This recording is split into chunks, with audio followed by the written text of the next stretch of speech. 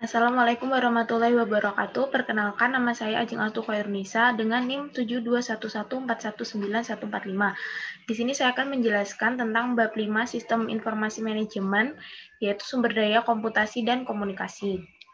Pembahasan pertama yaitu peranti keras. Nah, peranti keras itu sendiri ada banyak. Yang pertama yaitu prosesor, yaitu tempat di mana pemrosesan data dilakukan. Yang kedua yaitu memori atau RAM, itu mengacu pada area penyimpanan yang terdapat pada papan sirkuit komputer. Yang ketiga yaitu ruang penyimpanan.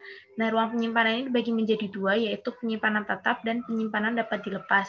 Nah, untuk penyimpanan tetap ini terpasang secara permanen di dalam komputer, sedangkan yang dapat dilepas ini dapat dilepas dan dipasang kembali seperti flash disk contohnya. Lalu peranti keras yang selanjutnya itu alat-alat input. Nah, ini juga dibagi menjadi dua, yaitu data yang diterima dari manusia dan data yang diterima dari mesin. Nah, yang diterima dari manusia ini mengacu pada input yang diisi oleh seseorang yang mengetik pada sebuah keyboard atau menekan mouse, menyentuh monitor, dan interaksi yang lain.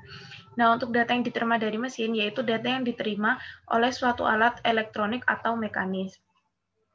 Yang selanjutnya itu alat-alat output, yaitu suatu alat yang menyajikan dan mengirimkan data dari komputer ke pengguna, contohnya seperti monitor atau printer.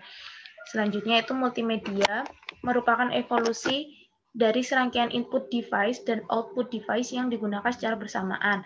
Misalnya, layar sentuh pada sebuah monitor. Pembahasan selanjutnya yaitu alat-alat komunikasi. Ada 4. Yang pertama yaitu telepon seluler dengan pesan dan video interaktif. Nah, perusahaan-perusahaan pembuat telepon seluler populer telah membuat telepon yang menampilkan pesan tulisan dan gambar-gambar video pendek. Nah, keypad dan monitor menjadi alat input dan output. Yang kedua itu telepon seluler cerdas. Ketika sebuah telepon menjalankan pekerjaan-pekerjaan yang biasanya dihubungkan dengan komputer mikro atau PC. Nah, yang ketiga itu jaringan rumah adalah jaringan yang menggunakan modem untuk koneksi internet, baik modem kabel maupun modem telepon dapat membawa akses internet berkecepatan tinggi ke rumah Anda. Nah, untuk yang keempat yaitu keamanan komputasi rumah. Nah, untuk melindungi keamanannya, maka harus dilakukan perbaruan, yaitu kegiatan yang memperbarui piranti lunak yang digunakan pada PC Anda.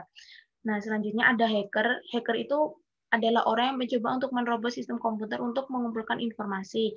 Sedangkan virus komputer yaitu program komputer kecil yang menggandakan diri dengan memasukkan diri mereka ke sumber daya komputer.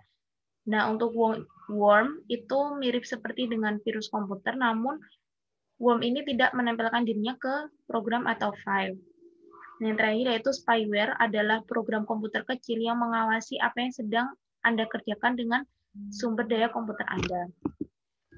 Pembahasan selanjutnya itu peranti lunak.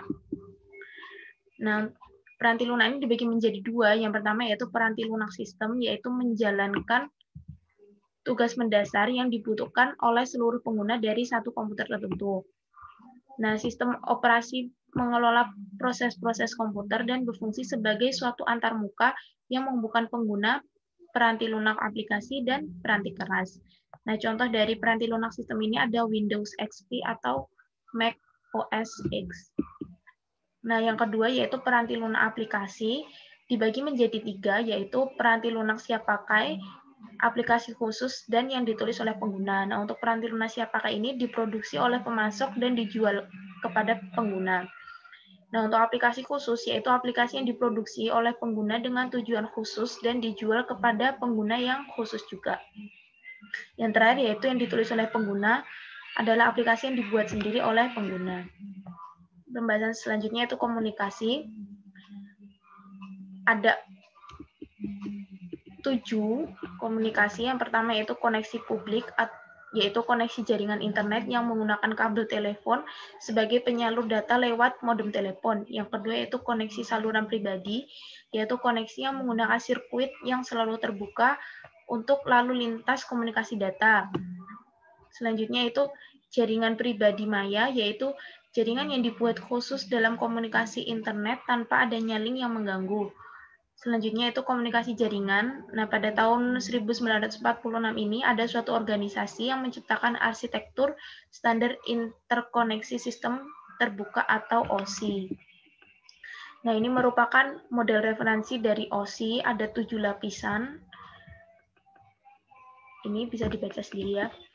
Lalu yang selanjutnya itu protokol untuk komunikasi komputer, ada 3 yaitu SNA, token ring, dan Ethernet. Selanjutnya itu paket adalah suatu bagian dari data total yang akan dikomunikasikan, digabungkan dengan alamat komputer yang dituju, komputer pengirim, dan informasi kendali lainnya.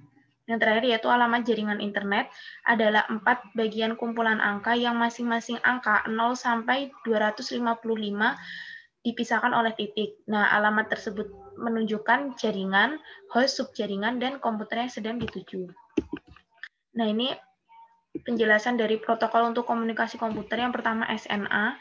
SNA ini membutuhkan satu komputer induk utama yang mengumpulkan komputer-komputer lain yang terhubung oleh suatu jaringan, suatu urut-urutan hampir sama dengan menunggu giliran. Nah, yang kedua itu token ring, hampir sama dengan SNA, namun yang membedakannya hanya pada saat mendistribusikan data. Tak hanya satu komputer yang dapat mengendalikan arus data tersebut, tetapi komputer lainnya juga dapat mengendalikannya. Yang ketiga itu Ethernet adalah suatu protokol terbuka bagi komunikasi peer-to-peer. Ethernet ini bekerja dari jalur transmisi tunggal. Tidak ada token yang diedarkan untuk menentukan komputer mana yang akan mengendalikan media komunikasi. Pembahasan terakhir yaitu jenis-jenis jaringan. Ada 2 yaitu jaringan area lokal dan internet. Nah, jaringan area lokal LAN adalah sekelompok komputer dan alat-alat lainnya seperti printer yang terkoneksi oleh suatu media yang sama.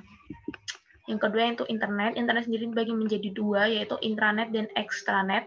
Internet ini menggunakan protokol jaringan yang sama dengan internet, namun membatasi akses sumber daya komputer hanya pada sekelompok orang terpilih di dalam perusahaan. Sedangkan extranet ini ketika intranet diperluas dengan mencakup pengguna-pengguna di luar perusahaan. Nah, sekian pembahasan dari saya. Kurang lebihnya mohon maaf. Wassalamualaikum warahmatullahi wabarakatuh.